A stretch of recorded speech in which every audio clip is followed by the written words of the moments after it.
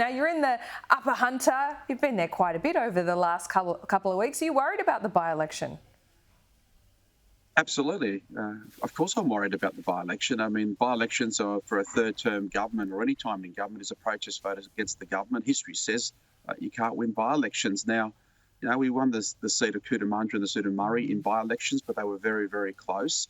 The circumstances, of course, of the former member leaving isn't one that is, a standard that is accepted by the public. So they may have some, a message for us about that. But so the reality is I don't take anything for granted. We're here. I've been here for the last 5 weeks, a week to go. But more importantly, we've been here for the last 90 years and we keep delivering for the region. So, I trust the voters. They'll get it right on Saturday. Indeed. Malcolm Turnbull was up there as well. You didn't run into him, did you?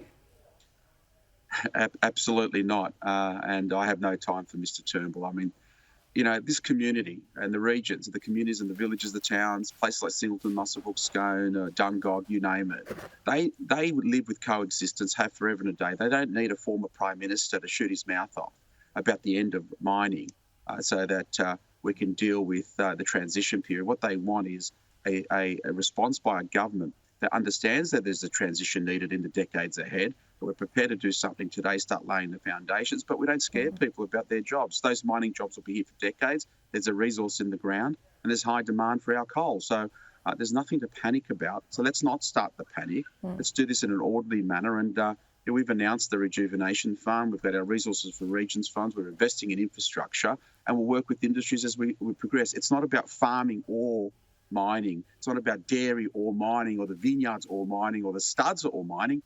It's all. We can do all, and we have done all in this region previously. Turnbull's back the Independent. Does he have a bit of sway up there? No, not at all. I think you'll find that he's probably going to be the kiss of death for that Independent. There's no question that he's embraced himself around Kirsty, and I just think the people and what people are saying on the ground, Malcolm Turnbull has no following up here, zero. And anyone that he embraces, unfortunately, I think is the poison chalice.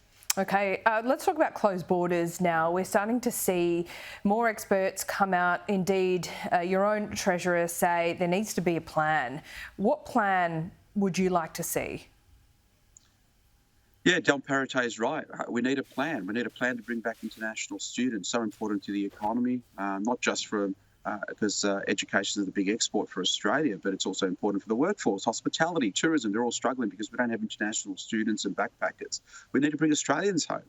I mean, that there has to be a clear passage way for Australians to come home. It's, we have to do that, but we've got to do it in a managed way. And, what we've done up to now over the last 18 months, we've responded to the pandemic. We've lifted restrictions. And we've done it off the back of expert advice.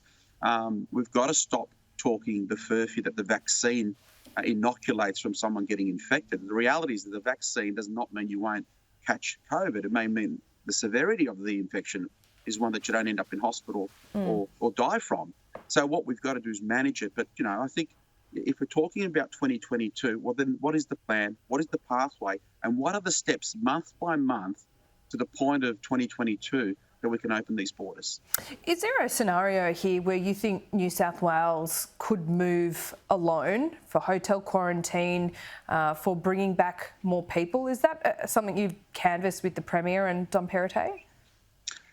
I haven't canvassed it with the Premier, but, the conversations have been had between the Treasurer and myself. We're part of the crisis committee that looked at lifting restrictions and rebooting the economy. So I think there is an opportunity for New South Wales. But the reality here is we only have so much capacity in our quarantine. The idea that people can quarantine at home, I still think is very early and very risky with what's happening overseas. So, let's manage it. If we've got all the states, especially on the Eastern Seaboard, coming together, that we can increase quarantine across the board and we can start bringing Australians, then those skilled workers, international students, then we're starting to talk about a pathway. But we're not even talking in that vein. We just say it won't happen until 2022, but with no talk about what that pathway looks like. Indeed, John Barilaro, thanks so much.